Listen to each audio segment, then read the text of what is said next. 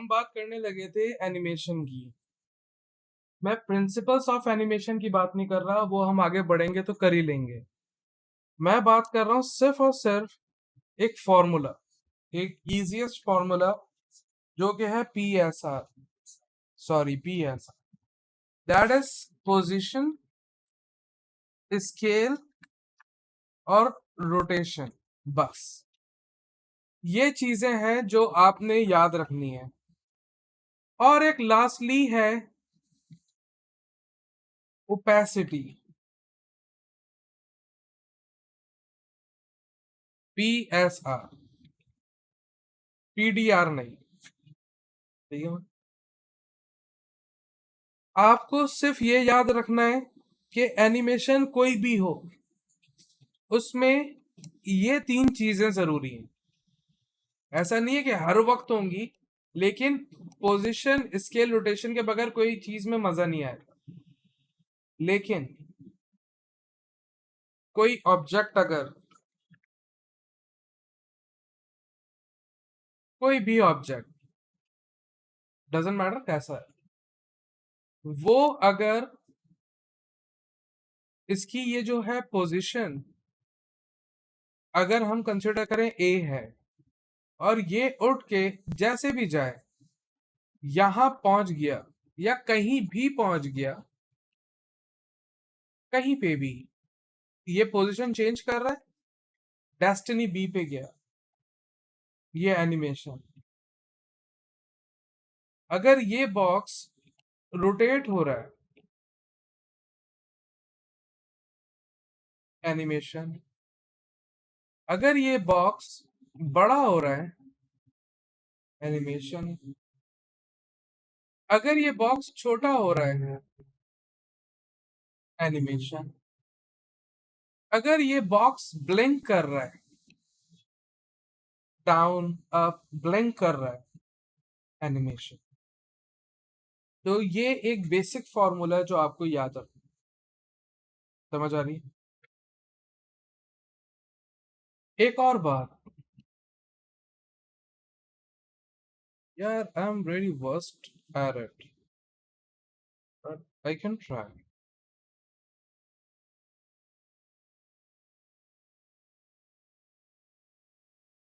नहीं, इतना मुझसे हो नहीं पा रहा है। ऐसे ही कर लो। ये है डायमंड शेप, फिल हुआ हुआ ये, ठीक है। कहीं भी अगर आप ऐसा डायमंड शेप देखो, कहीं पे भी, कहीं भी, आप समझ जाओ इसे कहते हैं की।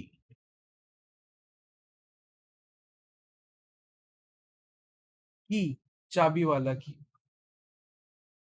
इसका मकसद है इसने कुछ स्टोर कर रखा है, कुछ नहीं मालूम क्या हो सकता है वो पोजीशन हो सकता है वो रोटेशन हो सकता है वो स्केल हो सकता है वो ओपेसिटी हो। इसमें ये जो चारों चीजें हैं वो इसमें ऐड हो जाएंगी, या फिर इसके अंदर कुछ ना कुछ होगा। जहां भी आप ऐसा डायमंड शेप देखोगे, आप समझ जाओगे ये एक की है जिसमें कोई वैल्यू स्टोर्ड है, और ये की ही हेल्प करती है एनिमेट होने में। एनिमेट, समझ आ रही है? अब बिलफर्स, ये जो बॉक्स था, समझना, फील करना इस बात को, ये बॉक्स यहां से चल के पॉइंट बी तक पहुंच गया था। इसने कुछ तो टाइम कंज्यूम किया होगा। हो सकता है 1 सेकंड, हो सकता है 5 सेकंड, हो सकता है 1 मिनट। कुछ तो टाइम कंज्यूम किया होगा, कोई भी वेरिएबल हो। जहां से ये स्टार्ट हुआ है वहां पे की लगेगी, और आप डिफाइन करोगे कि ये कितनी देर में पहुंचे, कहां पहुंचे, ये आप डिफाइन करो। फॉर सपोज मैंने कहा 3 मिनट में यहां पहुंच जाए, यहां यानी कि इस जगह का कोई पैरामीटर होगा एक्स वाई, तो वो जो भी होगी वो पोजीशन इसमें स्टोर हो रही होगी, और वो जो टाइम होगा 0 0 0 0 0 0, वो कोई भी जो टाइम होगा, जीरो नहीं होंगे, वो टाइम भी इसी में स्टोर हो रहे होंगे। ऐसे ही यहां पे भी पोजीशन की वैल्यू स्टोर हो रही होगी, और ऐसे ही इसमें वो टाइम भी स्टोर हो रहा होगा कि किस टाइम से ये चला और किस टाइम में वो यहां तक पहुंच गया। इसे कहते हैं एनिमेशन। समझ आ रही है? एक और चीज होती है आपके पास, वो कुछ ऐसी बनी हुई होती है, इन्हें कहते हैं प्ले हेड। Play head. आप ये प्ले हेड पहले डिफाइन करते हो, यानी कि इसको आप मूव करके पहले आपने रखा 0 सेकंड पे और फिर की लगाई, फिर आप प्ले हेड को लेके जाओगे किसी रिस्पेक्टिव टाइम, जैसे 3 सेकंड। 3 सेकंड पे आपने प्ले हेड रखा और फिर इस ऑब्जेक्ट की पोजीशन चेंज की, तो यहां एक डायमंड शेप बना हुआ आ जाए। तो ये प्ले हेड स्टोर कर रहा है, सॉरी ये की स्टोर कर रही है वो पैरामीटर पोजीशन के एक्स वाई के और वो टाइम, और फिर ये जो बॉक्स है खुद चलना शुरू हो जाएगा। ये है एनिमेशन की एक्चुअली साइकोलॉजी। समझ आ रही है बात? कोई मसला है इसमें? कोई मामला नहीं? करना तो था, हाँ करा तो था, वो भी रहा। चले आगे। ये एक छोटा सा बहुत बहुत शॉर्ट कॉन्सेप्ट था टूवर्ड्स एनिमेशन। डायरेक्ट सॉफ्टवेयर में डाइव करना कोई मुश्किल बात नहीं है, लेकिन पहले पता तो कि क्या चीज कैसे करेगी, तो आप वो इजीली कर पाओगे, राइट? अब हम चलते हैं आफ्टर इफेक्ट्स की तरफ। आफ्टर इफेक्ट्स एक ऐसा हब है जिसमें एनिमेशंस की जाती है। नंबर 2, हाँ, आफ्टर इफेक्ट्स को हब क्यों कहा है? क्योंकि आफ्टर इफेक्ट्स में बाहर से प्लगइन्स आती हैं, ऐड होती हैं, और फिर आफ्टर इफेक्ट्स एक अपना जलवा दिखाता है। आप इसमें 3D भी कर सकते हो, इसमें आप 2D एनिमेशन भी कर सकते हो, इसमें आप कुछ भी चाहे एनिमेट कर सकते हो। तो इसलिए आफ्टर इफेक्ट्स को एक हब कहा जाता है, जिसमें बेशुमार प्लगइन्स आएंगी, अटैच होंगी, और आप इस्तेमाल करोगे। सिंपल एज आपका मोबाइल फोन, आप बहुत सारी एप्लीकेशंस डालते हो और फिर उसको यूज कर रहे होते हो, राइट? तो after effects purely meant for an animation, right? Video edit करनी होगी तो प्रीमियर प्रो में जाओगे, ऑडियो को एडिट करना होगा तो ऑडिशन में जाओगे, 3D कुछ बनाना होगा तो सिनेमा 4D हमारे कोर्स आउटलाइन में है, लेकिन हम ब्लेंडर पढ़ेंगे उसकी जगह, क्योंकि ब्लेंडर एक ट्रेंडिंग स्टफ है और फ्यूचर की तरफ है। सिनेमा 4D ऑब्सोलीट हो रहा है, तो इसलिए हम फ्यूचर की तरफ देखेंगे खुद को। और आई गेस इस वक्त कोई ब्लेंडर पढ़ा भी नहीं रहा है, एक ऐसा वाइड सॉफ्टवेयर है वो, तो ब्लेंडर के आर्टिस्ट बहुत कम है, तो आप लोग पढ़ लोगे तो आपका फायदा होगा। मुझे कोई मसला नहीं, C4D पढ़ना वो ही पढ़ लोगे। तो आपके पास ये निशेस डिफाइन होने चाहिए कि आपको कब क्या करना है, तो आप उस सॉफ्टवेयर में जाओगे। जैसे कि आपने डिजाइनिंग करनी थी, आप इलस्ट्रेटर में थे, आपको एडिट करना था, फोटोशॉप में थे, सेम ऐसा यहां पर भी है। हाँ, एक फॉर्चुनेट स्टफ हमारे साथ ये है कि आप वहां पे भी अपने फर्स्ट सेमेस्टर में एडोबी फैमिली में थे, इलस्ट्रेटर फोटोशॉप, आप सेकंड सेमेस्टर में भी एडोबी फैमिली में ही हो, क्योंकि एडोबी का ही आफ्टर इफेक्ट्स है, एडोबी का ही प्रीमियर प्रो है, एडोबी का ही ऑडिशन है, ब्लेंडर एडोबी का नहीं है। तो आप 3 सॉफ्टवेयर एडोबी के ही पढ़ोगे। राइट। और कोशिश करेंगे कि हम जब अपना Premiere Pro Audition wind up कर रहे हो तब हम दाविंची रिजॉल्व को भी पढ़ें। ये भी एक अपर लेवल का स्टफ है। तो अभी बात करते हैं एडोबी आफ्टर इफेक्ट्स। जैसे आपको दिख रहा है, ये इस वक्त आपके पास एक स्प्लैश स्क्रीन आ रही है, स्प्लैश तो नहीं कहूंगा, पॉपअप स्क्रीन आ रही है जिसमें आपसे दो बातें की जा रही हैं, या तो न्यू प्रोजेक्ट या ओपन प्रोजेक्ट। अगर आपके पास बना हुआ है तो ओपन प्रोजेक्ट, अगर आपके पास नहीं बना तो डेफिनेटली आप बनाओगे न्यू प्रोजेक्ट। लास्टली कोई 20 दिन पहले यहाँ पे कोई प्रोजेक्ट बनाया गया था तो वो आ रहा है, we don't want that actually, तो न्यू प्रोजेक्ट। और हम इनको रीसेट कर लेते हैं, विंडो में जाके वर्क स्पेस में जाके ऑल पैनल्स कर लेते हैं, ताकि आपके पास जैसा आ रहा है वैसे ही मेरे पास भी है, और ऐसा आपको दिखेगा आफ्टर इफेक्ट्स। अगर आप फाइल में जाओगे, न्यू में जाओगे, न्यू प्रोजेक्ट करोगे, कुछ चेंज नहीं होना, ये जो दिख रहा है ये प्रोजेक्ट स्टार्ट हुआ हुआ है। ठीक है। इलस्ट्रेटर में आप आर्टबोर्ड कहते थे, फोटोशॉप में आप कैनवस कहते थे। यहां पर आप उस चीज को जहां एनिमेशन देखोगे उसे कॉम्पोजिशन कहते हो। प्रोजेक्ट का होना मींस सॉफ्टवेयर का एक्टिव होना, सॉफ्टवेयर एक्टिव है। अब आपको चाहिए कॉम्पोजिशन, यानी कि आपको एक डॉक्यूमेंट चाहिए, यानी कि आपको कोई आर्टबोर्ड या कैनवस नुमा कुछ चीज चाहिए। तो अब आप देखो, आपको फाइल में नहीं जाना है, आपको जाना है कॉम्पोजिशन में, और न्यू कॉम्पोजिशन कहोगे, यानी कि न्यू आर्टबोर्ड। और फिर आपके पास यहां आ गया एक पॉपअप मेन्यू जिसमें बहुत सारे कॉम्पोजिशंस हैं। आपको जो कॉम्पोजिशन चाहिए हो, HD यानी कि 1920 1080, ये 24 FPS ये जो चीज है अभी डिस्कस करते हैं थोड़ी देर बाद। तो ये जो आगे FPS लिखा है सबको इग्नोर करते हैं। HD में हमारे पास एक ही है, FPS चेंज है। UHD अल्ट्रा HD यानी कि 4K, या कोई सोशल मीडिया के लिए काम करना है आपको, या HD TV high definition video या टेलीविजन, या DVC Pro HD, DVC camera आता है उसका फॉर्मेट DVC Pro, या सिनियॉन, या फिल्म के बारे में, या 2K 4K, जिस बड़ी स्क्रीन छोटी स्क्रीन जैसी स्क्रीन के बारे में काम करना है आप यहां से सिलेक्ट कर सकते हो। राइट।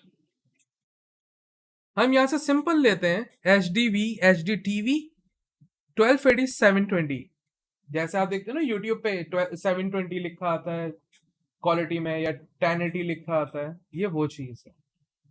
अब बात हो रही है FPS की। FPS क्या है? FPS बहुत सिंपल सी चीज है। ये जो एक दिख रहा है ना, दैट इज फ्रेम। फ्रेम यानी कि पिक्चर, उसे कहते हैं F, एक picture, frame. FPS stand for frame पर सेकंड। एक सेकंड में कितने फ्रेम्स होने। यहां देखें, अगर हम लिखा हुआ है 24 25 29.97, 24 कहलाता है पेल, 29.97 कहलाता है NTSC। ये दो फॉर्मेट है। जैसे आपके पास RGB CMYK था, ये प्रिंट नहीं होती, ऑब्वियस एनिमेशन या कोई वीडियो प्रिंट नहीं होती।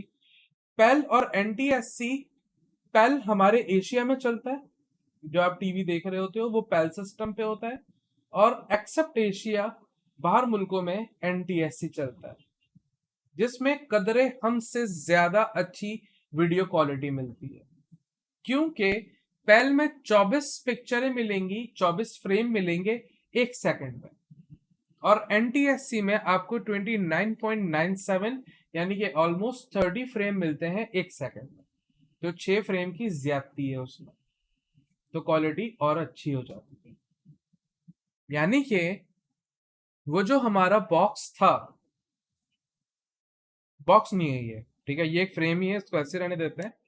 ये एक हमारा टीवी है, कोई भी टीवी है, स्क्रीन है, ठीक है, उसमें एक ये बॉक्स है। ये बॉक्स यहां से चल के मैंने डिसाइड किया 1 सेकंड में यहां तक पहुंचेगा। तो ये बॉक्स यहां से यहां तक पहुंचने में कुछ 24 फ्रेम बनाएगा अपने, और वो फ्रेम ब्लेंड हो रहे होंगे, और आपको एक एनिमेशन दिख रही होगी। यानी कि ये बॉक्स एक यहाँ पे भी बना हुआ होगा, एक यहाँ पे भी बना हुआ होगा, एक यहाँ पे भी बना हुआ होगा, यूं। ये तो खराब बना रहा हूं मैं, लेकिन वो ऐसे प्रॉपर बॉक्सेस होंगे, 24 टोटल मिला के। तो आपको वो एक एनिमेशन, एक बॉक्स चलता हुआ दिख रहा हो। समझ आ रही है? फ्रेम पर सेकंड होता क्या है, अब मैं समझाता हूं प्रैक्टिकली। आफ्टर इफेक्ट्स हमने नॉर्मल ले लिया था, एच डी वी 720। ये 25 का जो सिस्टम है, ये कोई सिस्टम नहीं है, ये एक्चुअली जीरो से स्टार्ट हो रहा है, तो वो जीरो को भी एज अ डिजिट कंसिडर कर रहा है। तो वो 24 प्लस जीरो यानी कि एक डिजिट, तो 25 फ्रेम पर सेकेंड हो रहा है। तो ये थोड़ा कंफ्यूजिंग हो जाएगा, तो आप यहां से फ्रेम रेट कर दो 24, ठीक है। तो अब वो कस्टम हो गया, क्योंकि वो 25 पर डिफाइन था, आपने 24 कर दिया, चीज छिड़ गई, कस्टम हो गई। रेजोल्यूशन जो आप एनिमेशन करते हुए देखना चाहते हो, जब आप बहुत ज्यादा बड़े प्रोजेक्ट पे काम कर रहे होते हो, हैवी हो रहा होता है, तो आप क्वार्टर कर लेते हो। जब आप बेसिक बेसिक काम कर रहे हो तो आप फुल रेजोल्यूशन कर लेते हो, ताकि आपको बिल्कुल सही दिख रहा हो। तो अभी हमें कोई ऐसा हैवी काम ही नहीं करना है, तो हम फुल रख लेते हैं। Number 2, start time code. Animation start कहां से होगी, ये कौन सा सवाल है? कोई भी चीज स्टार्ट हमेशा जीरो से होती है, वो फाइनल चीज हो रही है। जब कोई बड़ी चीज बन रही होती है, मूवीज बन रही होती हैं, तो वो टुकड़ों में डिस्ट्रीब्यूट हुई हुई होती है। सपोज 1 मिनट की एनिमेशन है, हो सकता है सिर्फ 10 सेकंड की मैं बना रहा हूँ, 10 सेकंड की आप बना रहे हो, 10 सेकंड की कोई कोई कोई, और जो मेरा 10 सेकंड है, वो हो सकता है पूरे 1 मिनट की कहीं बीच का हो। तो एनिमेशन स्टार्ट तो मेरी जीरो से नहीं हो रही ना, ये आपको देखना होगा। अगर आप प्रोडक्शन में बैठ के काम कर रहे हो, तो आपको पता होना चाहिए कि आपकी एनिमेशन कहाँ से स्टार्ट हो रही है, ताकि जब कंपाइल हो रही हो, पाइल अप हो रही हो, तो आपका जो टाइम स्लॉट है वो वहीं आके बैठे। Make sense? तो इसलिए यहां टाइम कोड स्टार्ट भी दिया हो। अदरवाइज अगर आप ही होल सोल एक बंदा पूरी एनिमेशन पे काम करे, तो डेफिनेटली आपकी एनिमेशन जीरो से स्टार्ट होगी, राइट? लेकिन प्रॉब्लम है यहाँ पे इतने सारे जीरोस,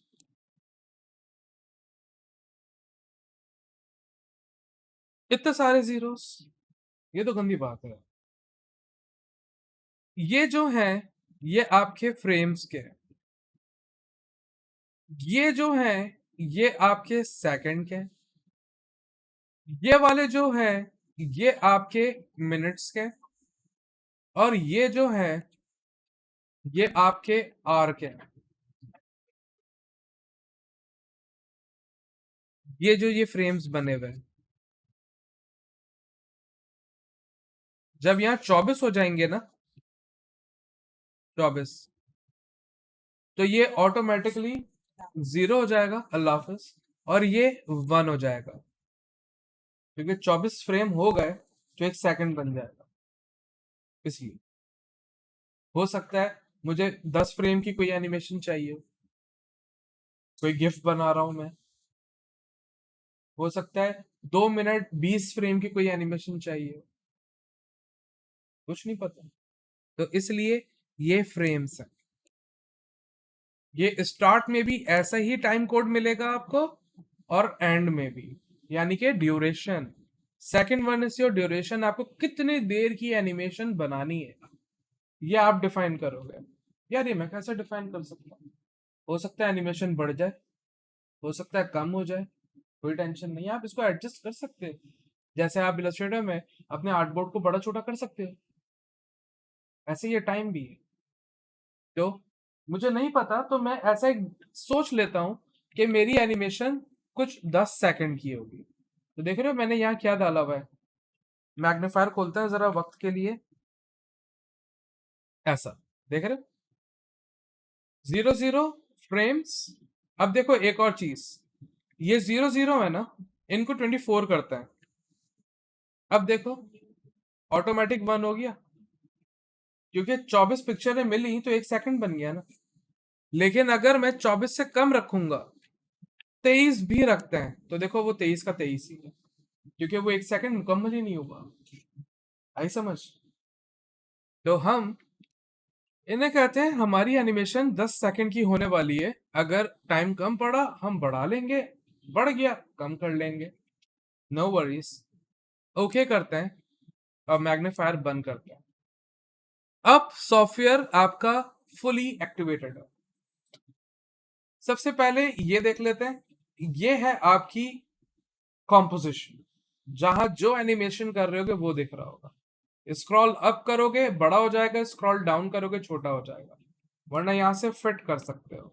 ये फिट हो गया। ये काला कलर, कॉम्पोजिशन में जाओ, न्यू कॉम्पोजिशन में जाओ, ये बैकग्राउंड कलर आ रहा है। अभी मैं यहां से कुछ भी चेंज करके अगर करता हूं तो वो न्यू कॉम्पोजिशन बनेगी। मैं नहीं, मैं इसका ही चेंज करना चाह रहा हूं, कॉम्पोजिशन सेटिंग्स। और इसमें अगर जाएं और जो भी कलर लें हम, देख रहे हो रियल टाइम चेंज हो रहा है। समझ आ रही है? नींद तो नहीं आ रही है ना? तो आप अपनी मर्जी से अपना कलर चेंज कर सकते हो अपने बैकग्राउंड का, राइट? कोई मसला मसाइल तो नहीं है इसमें? अभी तक जितनी बातें हुई उसमें कोई प्रॉब्लम ना? तो ब्लैक ही रखते ना भाई, प्रोफेशनल। कैंसिल। तो ये समझ में आई कॉम्पोजिशन। ये जो जगह है यहां लिखा है प्रोजेक्ट, ये है प्रोजेक्ट पैनल। अपना क्या सिलसिला रहा आज से पहले तक इलस्ट्रेटर फोटोशॉप में, जो चाहिए बाहर से पकड़ा लाए आर्टबोर्ड पे डायरेक्ट पुट। अब ऐसा सिलसिला नहीं रहा। अब आओगे घर में तो सबसे पहले साइड पे जूते उतारोगे। तो ऐसे ही जो भी चीज लेके आओगे सबसे पहले वो प्रोजेक्ट पैनल में आएगी। चाहे वो कोई पिक्चर हो, चाहे वो कोई इलस्ट्रेशन हो, चाहे वो कोई वीडियो हो, चाहे वो कोई ग्राफिक हो, वो कुछ भी हो, कोई ऑडियो हो, कुछ भी हो, सबसे पहले आप इंपोर्ट कराओगे प्रोजेक्ट पैनल में। उसके बाद आप लेके आओगे अपने लेयर पैनल में। ये है लेयर्स। और जब कोई चीज लेयर में आएगी तो वो यहां दिखेगी। जैसे कि अगर फाइल में जाए और बहुत तमीज के दायरे में रहते हुए इंपोर्ट का है, इंपोर्ट में बहुत सारी चीजें आ रही है, हम कहते हैं फाइल, आज के लिए फाइल बहुत है। और फाइल में हम कोई भी डाउनलोड्स में चलते हैं, डाउनलोड्स में तो नथिंग, रेंडर में ये पिक्चर है, इंपोर्ट की, देखो पिक्चर आ गई, प्रीव्यू दिखा रहा है। अरे ये एक से ज्यादा पिक्चरें आ रही हैं इस वक्त, हमने ये सिलेक्ट नहीं की थी और आ गई, क्योंकि ये सीक्वेंस है। तो हम सिंपल एक कहते हैं इंपोर्ट, देखो ये आ गई पिक्चर। लेकिन ये हमें दिख नहीं रही अभी तक कॉम्प में, क्यों? क्योंकि ये लेके हम लेयर में, अपने लेयर यानी कि टाइमलाइन आ गई, लेकिन ये बहुत बड़ी पिक्चर है, इतनी बड़ी पिक्चर है। नो प्रॉब्लम, ऐसे ही रहने देते हैं वक्त तक। लेकिन हम देख रहे हैं आ रही है, सही। एक और बात, जो हमने वहां बात की थी प्ले हेड की, ऐसा वाला, वो प्ले हेड ये रहा ब्लू कंडीशन में, ये है प्ले हेड। आप ये रखोगे फिर एनिमेशन डिफाइन करोगे तो एनिमेशन होगी, वरना नहीं होगी। कोई कंफ्यूजन है? तो ये आपकी टाइमलाइन हो गई, ये कॉम्प विंडो हो गई, कॉम्प यानी कि कॉम्पोजिशन का शॉर्ट कॉम्प। और ये आपका प्रोजेक्ट पैनल हो गया।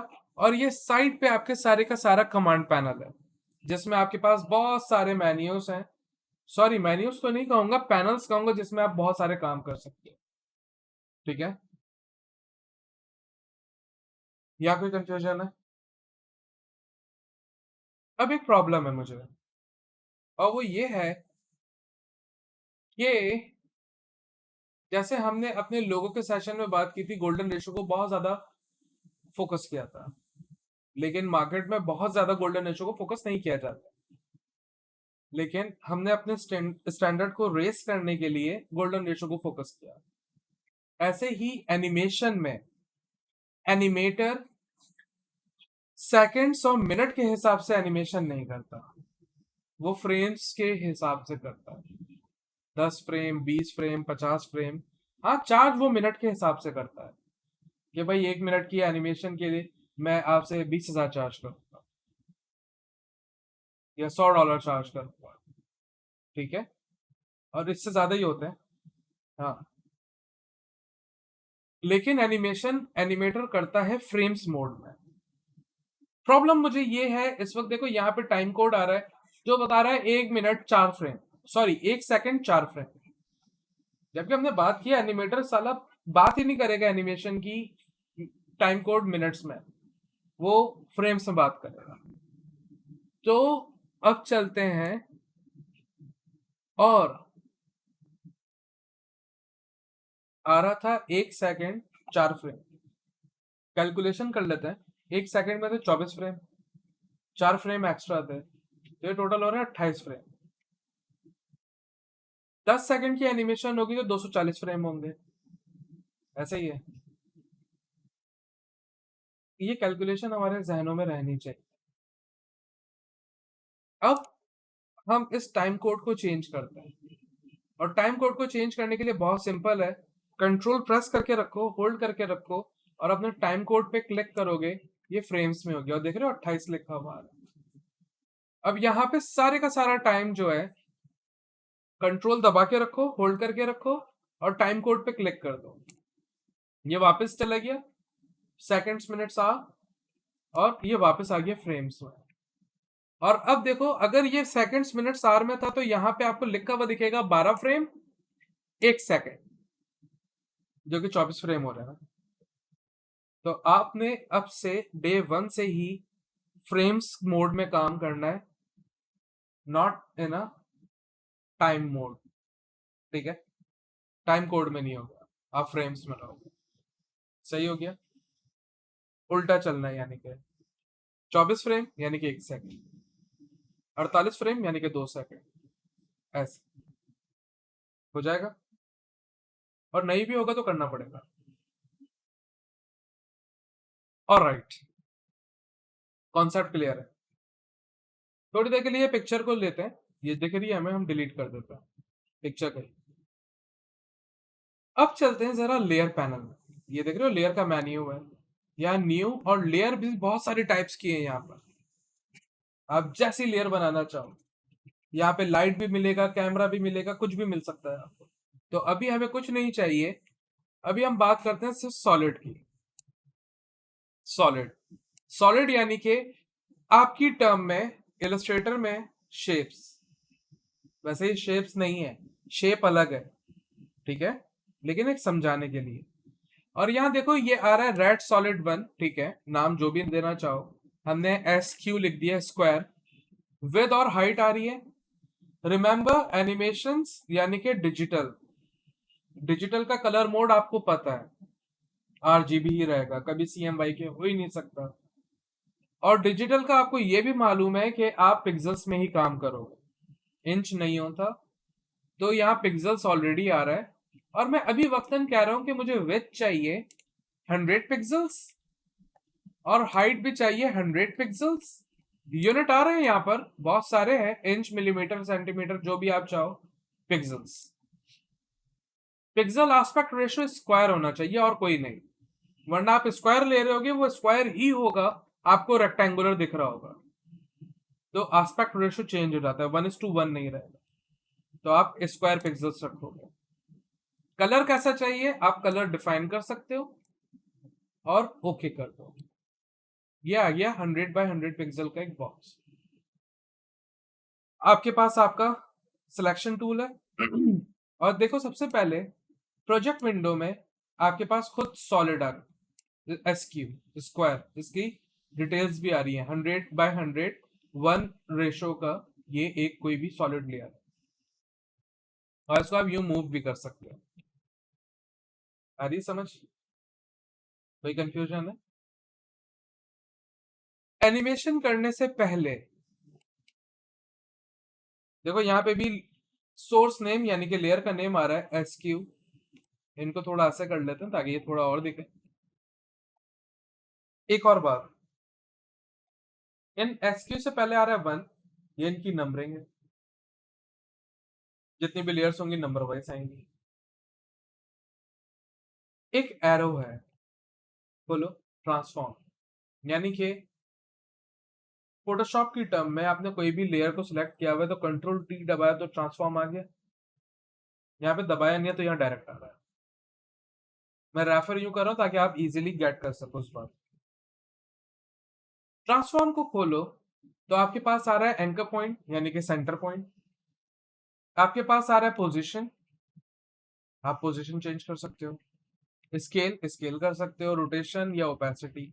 एंकर पॉइंट को अगर यहां से वैल्यूज को मूव करें तो देख रहे हो एंकर पॉइंट है क्या actually? That is your centre point. Actually anchor point move नहीं हो रहा है, आपका ऑब्जेक्ट के हिसाब से एडजस्टमेंट्स हो रही है कि आपको एंकर पॉइंट कहाँ चाहिए। लाइक यहाँ पे चाहिए। आपको सेंसिबली ये मालूम है कि इलस्ट्रेटर में या फोटोशॉप में कहीं भी किसी भी ऑब्जेक्ट का एंकर पॉइंट रखेंगे तो वो वहां से एडजस्ट होना शुरू हो जाएगा। अगर एंकर पॉइंट बीच में होता सीधा और मैं पोजीशन चेंज करूं, सॉरी स्केल करूं, तो देखो ऐसे हो रहा है, स्केल हो रहा है। इसका साइज बड़ा नहीं हो रहा है, यानी कि 100 पिक्सल से 200 पिक्सल्स नहीं हो गया है, ये स्केल हो रहा है। लेकिन अगर एंकर पॉइंट चेंज होता, ऐसे होता, तो अब देखो स्केल की फॉर्म देख रहे, या फिर रोटेशन को देखो, ये इसके इर्द गिर्द रोटेट हो रहा है। अगर एंकर पॉइंट बिल्कुल सेंटर में होता तो ये रोटेट ऐसे सेंटर में होता, ऐसे ही है। या फिर आप देखो पोजीशन, एक्स की पोजीशन मैं क्लिक करके ड्रैग कर रहा हूं, या वाई की पोजीशन। लास्टली आपके पास नीचे है ओपेसिटी। ओपेसिटी ऐसे, समझ आ रही है? कोई प्रॉब्लम है इसमें? एक और आखिरी बात, फिर उसके बाद एनिमेशन स्टार्ट कर लेंगे हम लोग। फिर से मैग्नीफायर खोलता है और इस बार मैग्नीफायर को कहते हैं 400, 300, 400 और चलते हैं नीचे। ये देख रहे हो कहीं भी ये स्टॉप वॉच, जहां भी ये स्टॉप वॉच मिलेगी आप समझ जाओगे वो चीज एनिमेट हो सकती है। जैसे कि अभी देखो हम कहा है 0 फ्रेम पे, ऐसे ही है। प्ले हेड है ना, याद है? पहले प्ले हेड रखेंगे। अब आपका काम है इनको एक बार ऑन करना। अगर आपने इनको एक बार ऑन किया एनिमेशन के और फिर क्लिक कर दिया तो सारी एनिमेशन किल हो जाएगी। तो एक बार जैसे पोजीशन क्लिक किया, एनिमेशन एक्टिव हो गई है, देख रहे हो ये स्टॉप वॉच ऑन हो गई है। और अब देखो वो जो डायमंड शेप की बात की थी, दिख रहा है आपको डायमंड शेप? और अगर इस पे आप होवर करो यानी कि माउस लाके रखो तो ये आपको दिखाएगा 0000 और पोजीशन एक्स वाई दिखा रहा है, एक्स 620 और वाई पता नहीं कितना था मैं भूल गया, वाई 340। ये कौन सी पोजीशन बता रहा है? ये इसका पैरामीटर बता रहा है। ये एक्स में ये 640 है और ये वाई में 320 है। और ये जो आपके पास आ रहा है ये आपकी की कहलाती है, जो स्टोर कर रही है वैल्यूज को, पिक्सल्स, पिक्सल्स। अब हम अपने मैग्नीफायर को थोड़ी देर के लिए सी ऑफ करते हैं और यहां देखते हैं। देखो ये है हमारी कॉम। अभी हमने पोजीशन किल कर दी, देख रहे हो की वी चली गई सारी क्योंकि एनिमेशन ऑफ हो गई। और 0 फ्रेम पे रखते हैं, पोजीशन एक्टिवेट करते हैं और इस ऑब्जेक्ट को बाहर कहीं रख लेते हैं। तो देखो अभी कुछ एनिमेशन नहीं क्योंकि दूसरी की नहीं है जिसमें ये ब्लेंड हो पाए। तो हमने कहा कोई 20 फ्रेम पे ये ऑब्जेक्ट आप यहां से पकड़ो या यहां से एक्स वाई करो, ये ऐसे आ जाए और बीच में देख रहे हो चेन आ रही है, यानी कि अब ये लिंक हो गया है और ये ब्लैंड हो रहा है आपस में, ऐसे एनिमेशन स्टार्ट हो, इतना सिंपल है। ये बिल्कुल स्ट्रेट आ रहा है, आप लेयर को सिलेक्ट करो, इनके पॉइंट्स को देखो, यहाँ पे आपके पास वही हैंडल आ रहे हैं जो आपके पेन टूल में आते थे। आप जैसे चेंज करोगे ये वैसे ही इफेक्ट देगा, लाइक ऐसा। आप चाह रहे हो कि भाई ये इस की पे मैं इसको थोड़ा सा और, सॉरी, और कहीं और कर दूं, कर लो, कौन मना कर रहा है। जैसा करोगे ये वैसा बिहेव करेगा। स्पेस बार से प्ले होगी animation, super fast animation, right. Animation slow करनी है तो टाइम बढ़ा दो, एनिमेशन फास्ट करनी है तो टाइम कम कर दो। अभी 20 फ्रेम की एनिमेशन है, स्लो करनी है, टाइम बढ़ा दो। मैंने कुछ नहीं किया, इस की को पकड़ा और सपोज 100 फ्रेम पे लाके इस की को यहां रख दिया, टाइम बढ़ गया। स्पेस बार दबाओ, अब ये स्लो स्लो जा रहा है और आगे नहीं दिख रहा। क्यों? ये देख रहे हो ग्रीन लाइन है, ये कैश बन रही है, आगे ग्रीन लाइन हुई नहीं है, कैश बनी नहीं है, रैम प्रीव्यू डेवलप नहीं हुआ। आप अपने प्ले हेड को देखो, अब वो पूरी हो गई ऑटोमेटिक। अब प्ले करके देखो, वापस रखते हैं स्पेस बार, अब देखो हो रही है एनिमेशन। समझ आ रही है? कोई कंफ्यूजन है? अगर की कैसे आई थी, इस स्टॉप वॉच पे क्लिक करके, जैसे कि वो जैसी ही पोजीशन चेंज करेंगे ना, खुद की लग जाएगी। मैं करके दिखाता हूं। हमने 0 पे रखा, मैं यूं 0 पे रख रहा हूं कि मेरा ऑब्जेक्ट वापस अपनी जगह पे आ जाए, कहीं पे भी हो। अब मुझे एनिमेशन नहीं चाहिए, स्टॉप वॉच बंद, खत्म। अपने ऑब्जेक्ट को पकड़ा, इधर आ जाओ भाई, प्ले हेड वापस रखा, एनिमेशन एक्टिवेट, और हमने कहा 100 फ्रेम पे, इनको उठा के यहां लेके आ गए। अब जो भी आप करोगे की ऑटोमेटिक आएगी, सिंपल। या ऑब्जेक्ट को क्लिक एंड ड्रैग, या यहां से इनकी वैल्यू को चेंज कर लो, ऐसे, बस एनिमेशन हो गई। और फिर आप इनके जैसे ही कर्व सेट करना चाहो, जैसे एनिमेशन दिखाना चाह रहे हो, एक्चुअली आपकी मर्जी है, आप वैसा दिखाओ। अभी देखो यहां तक कैश बनी है, यहीं तक चलेगा। 2 मिनट रुक जाते हैं, अगर नहीं तो आप 0 प्रेस करो, 0 नंबर पैड का, उससे फोर्सफुली कैश बन जाता है। अब आपके पास एनिमेशन चलती रहेगी। समझ आ रही है? कोई कंफ्यूजन है? ऐसे ही आप चाहो, स्केल, स्केल 100% है, एनिमेशन एक्टिवेट, यहां 100% है। नहीं, मुझे नहीं चाहिए 100%, मुझे चाहिए 0%, बिल्कुल छोटा सा। देखो अभी 0 किया, 0 हो गया। मैंने कहा कुछ बीच में जब आए ना, यहां पर आए, तो ये 100% हो जाए, यानी कि ये यहां से 0 से कुछ 41 फ्रेम तक ब्लैंड होता हुआ 100% तक पहुंचेगा। लुक, 0, अब देख रहे हो उग रहा है, बड़ा हो रहा है, बड़ा हो रहा है। अब देखो ये 100% हो गया यहाँ पे आके, अब 100% चल रहा है। नहीं, मुझे नहीं चाहिए। मैंने कहा 60 फ्रेम से एक और 100 की लगानी पड़ेगी, यहां से ब्लैंक की एक होल्डिंग की ऐड कर दी, जिसमें सेम वैल्यू है 100। अगर मैं यहां पे लाके प्ले हेड 0 कर देता, तो ये यहीं से 100 से 0 होना शुरू हो जाता। तो मुझे तो होल्ड कराना था ना, कि कुछ जगह तो वो 100 दिखे, और फिर लाके हमने 0 कर दिया। ऑटोमेटिक देख रहे हो की लग रही है। अब चेक करते हैं, 0 दबाते हैं, ओ कैश नहीं बना, फिर से 0 दबाते हैं, थोड़ा सा कैश बना अभी, फिर से 0 दबाते हैं, ओके, अब सही है। लेकिन यार एक प्रॉब्लम ये आ रही है, ये जो टाइम है, अगर यहाँ देखें ऑल्ट स्क्रॉल डाउन, ये पूरा टाइम आ रहा है, और ये कुछ हमारे पास आ रहे हैं 239 फ्रेम, यानी कि 10 सेकंड की ली थी ना हमने तो।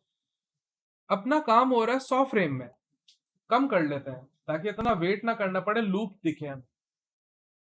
कॉम्पोजिशन, कॉम सेटिंग्स, और यहां देख रहे हो 240, नहीं हमारा काम चल रहा है 100 फ्रेम, 100 फ्रेम। छोटा हो गया, क्रॉप हो गया। अब आप 0 प्रेस करो, अब आपके पास लूप चलता रहेगा इसका। क्यों? ये वापस 0 से वापस स्टार्ट होगी, 0 से 100, फिर 0 से 100, फिर 0 से 100। समझ आ रही है? कोई मुश्किल बात नहीं, इतना समझ में आ रहा है? ये सिर्फ एक छोटा सा इंट्रोडक्शन है, क्विक सा, आफ्टर इफेक्ट्स। इस पे इतना हाथ सेट कर लो क्योंकि नेक्स्ट सेशन बहुत खतरनाक होगा, उसमें हमें मल्टीपल एनिमेशन करनी है। और इस चीज को कहते हैं मोशन ग्राफिक्स, क्योंकि ग्राफिक्स दिख रहा है in a form of motion, motion graphics, right?